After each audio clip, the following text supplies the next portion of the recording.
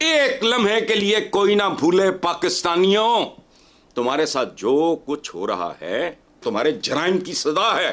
Thailand के prime minister ने एक बयान दिया है जो कि पूरी दुनिया के अंदर इस टाइम बहुत तेजी से वायरल हो रहा है। वो बयान ये है कि वो कहते हैं कि अगर आप दुनिया के अंदर वैल्यूज हासिल करना चाहते हैं तो हिंदुओं का जो रहन सहन है, जो उनका स्टाइल है, जो उनका दुनिया में बातचीत करने का वे है, आप उसे अपनाएंगे तभी दुनिया में आप आगे बढ़ सकते हैं, सुरखुरू हो सकते हैं। कण कण की बात कर रहा है।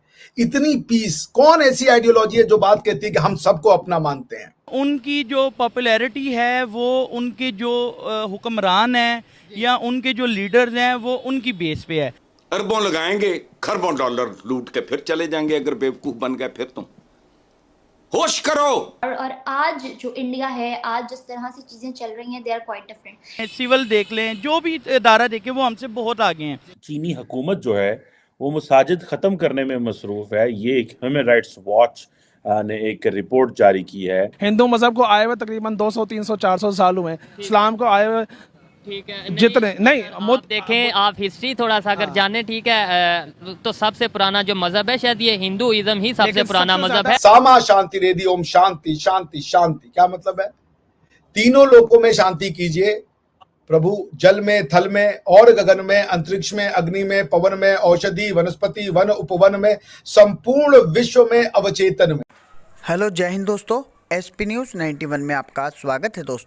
दोस्तों मैं आपको बता दूं कि ये बात तो है ही है कि मोदी है तो मुमकिन है। जी हाँ, हमारे देश के जो प्रधानमंत्री हैं मोदी जी, अगर वो हैं तो सब कुछ मुमकिन है। मैं आपको बता दूं कि थाईलैंड के प्राइम मिनिस्टर ने हिंदू धर्म की इतनी ज़्यादा तारीफ़ की है और साथ में ही कहा है कि हिंदू धर्म सबसे पुराना धर्म है, यानी कि जो सनातन धर्म है वो सबसे पुराना है। यानी कि अगर जैसे दुनिया में ये उथल पुथल मची हुई है, अगर दुनिया हिंदू धर्म की राह यानी कि सत्य की राह पर मतलब इस तरीके से हिंसा ना करें और मतलब जो हिंदू धर्म के उपदेश हैं, गीता के उपदेश हैं, उनका अगर पूरी दुनिया पालन करे तो पूरी दुनिया का उद्धार हो जाए और पूरी दुनिया को आगे बढ़ने से कोई नहीं रोक सकता। कुछ इस तरीक़ा के विचार जो थाईलैंड के प्राइम मिनिस्टर हैं उन्होंने रखे हैं। अब थाईलैंड के प्राइम मिनिस्टर के ये बयान आने के बाद में पाकिस्तानी मीडिया इस बात पर क्या चर्चा कर रहा है, क्या अपनी झालत निकाल रहा है, क्या उनके दिमाग में बातें हैं, क्या भी किस तरीके की वो बातें रख रहा है,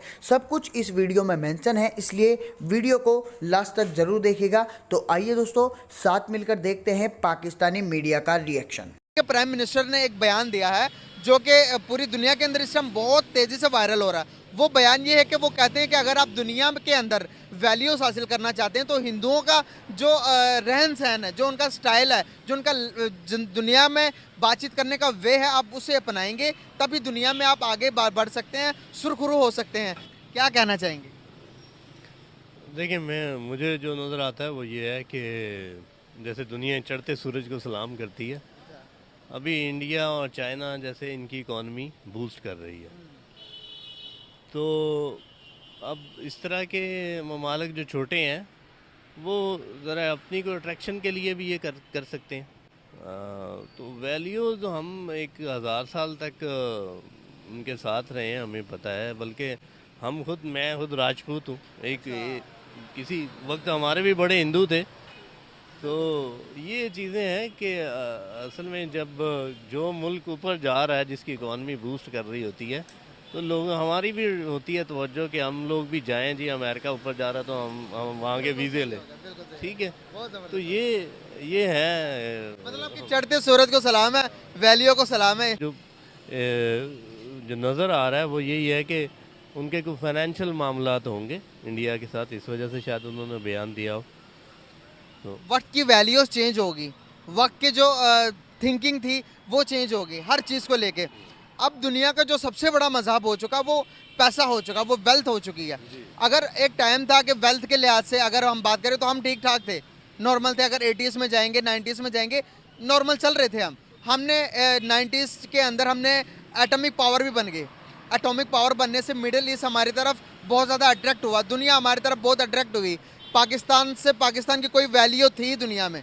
आज हम अपनी वैल्यूज़ को तब्दील ना कर पाए, हम अपने माइंडसेट को चेंज ना कर पाए, हम फाइनेंशियल मतलब इंडिपेंडेंट की तरफ नहीं जा पाए। आज दुनिया हमें नहीं पूछती, दुनिया को क्या बुझवाते, मिडिल ईस्ट ने भी हमें छोड़ दिया।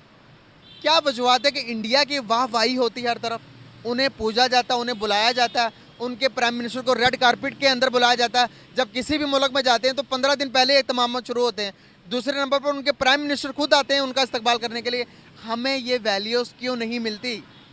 मुझे जो नज़र आता है वो ये है कि पाकिस्तान में क्वालिटी ऑफ एजुकेशन जो है उसकी कमी है। उसका कारण है कि जब आपकी लीडरशिप का जो इनर इंस्टिंक्ट है या जो उसका इंटेंट है, अगर वो प्योर है, वो पायस है, तो वो फिर लोगों को इन्फ्लुएंस करता है। वो आपके कट्टर दुश्मनों को भी इन्फ्लुएंस करता है।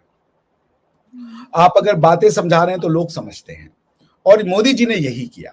मोदी जी की पर्सनालिटी कोई ऑर्डिनरी पर्सनालिटी तो मैं नहीं मानता। Modi ji is a gifted leader है यार, ये सच बात है। वो सिर्फ अब इंडिया के लीडर तो रहे नहीं, is not a prime minister of the India, he is basically prime minister of world, if I may say सो।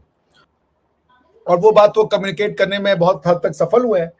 तो this is the positive thing about prime minister Modi. और वो एक के बाद एक अपने दुश्मनों को जीतते चले जा रहे हैं। 2024 का इलेक्शन राउंड द कॉर्नर है, बिकॉज मार्च में तो मेरे ख्याल से वोटिंग शुरू हो जानी चाहिए। नवंबर में भी जी खत्म हो चुका है, बचा दिसंबर, जनवरी और फरवरी, 3 महीने का खेल बचा है। अब 3 महीने में आप ये कह लें कि मोदी जी के पास जो करना था वो कर चुके हैं। और मेरा ये इंस्टिंक्ट ताल उन्होंने ठोक दी है। वो कह रहे हैं मैं आ रहा हूँ तीसरे टर्म के लिए, और जब मोदी जी ने कह दिया कि वो आ रहे हैं तीसरे टर्म के लिए, तो लोगों को मानना ही पड़ता है कि हाँ भाई वो आ रहे हैं तीसरे टर्म के लिए। कॉन्फिडेंस है भाई उनको अपने अंदर, अपने एक्शन का, कर्मों का। आपको कॉन्फिडेंस और घमंड में अंतर होता है कि घमंड जो होता है वो बिना किसी बेस के होता है, कोई उसका आधार नहीं होता। लेकिन जो कॉन्फिडेंट होता है उसके पीछे हार्डवर्क होता है, मेहनत होता है, डेडिकेशन होता है, जिसे कहते हैं बर्निंग द मिडनाइट ऑयल होता है। तो वो सब मोदी जी ने किया है। और यही है कि शैला रशीद जो है वो आज एक डिफरेंट ट्यून की बातें कर रही हैं। वो मोदी जी को एक अपना लीडर मान रही हैं। और I give this credit to prime minister Modi's personality, which is वो गजब है उनकी पर्सनालिटी। दुश्मन को कैसे जीता जाता है ये मोदी जी को गिफ्ट में मिला हुआ है जी। वो गिफ्ट तो हमने देखा। एक तरफ इसराइल के साथ अल-ऐलान उन्होंने कहा कि हम सपोर्ट करेंगे, दूसरी तरफ फलस्तीन को भी ऐसे नहीं छोड़ा, फलस्तीन को भी एड जा रही है, फलस्तीन की भी मदद हो रही है, वहाँ के जो मजलूम बच्चे मर रहे हैं उनके लिए भी पोस्ट लग रहे हैं। तो पॉलिटिकल पॉइंट ऑफ व्यू से तो no doubt no one can beat है। अच्छा, अगर बात की जाए पाकिस्तान के पॉलिटिशियंस की और इंडिया के पॉलिटिशियंस की, no doubt there is no comparison, but still one thing can be compared. Few years ago Imran Khan said मैं बनाऊंगा नया Pakistan, and few years ago Modi सरकार said मैं बनाऊंगा नया Bharat, and see where today नया पाकिस्तान is and where नया Bharat stands. तो how you will differentiate? देखिए Here I'll not say how you compare, how you will differentiate. ठीक है, डिफरेंस है कॉन्स्टिट्यूशन में ना। भारत की हजारों साल पुरानी कॉन्स्टिट्यूशन है और लोग उस कॉन्स्टिट्यूशन से जुड़े हुए हैं। वो कॉन्स्टिट्यूशन उनको उनकी मिट्टी से जोड़ता है। पाकिस्तान का कॉन्स्टिट्यूशन उनको उनकी मिट्टी से काटता है।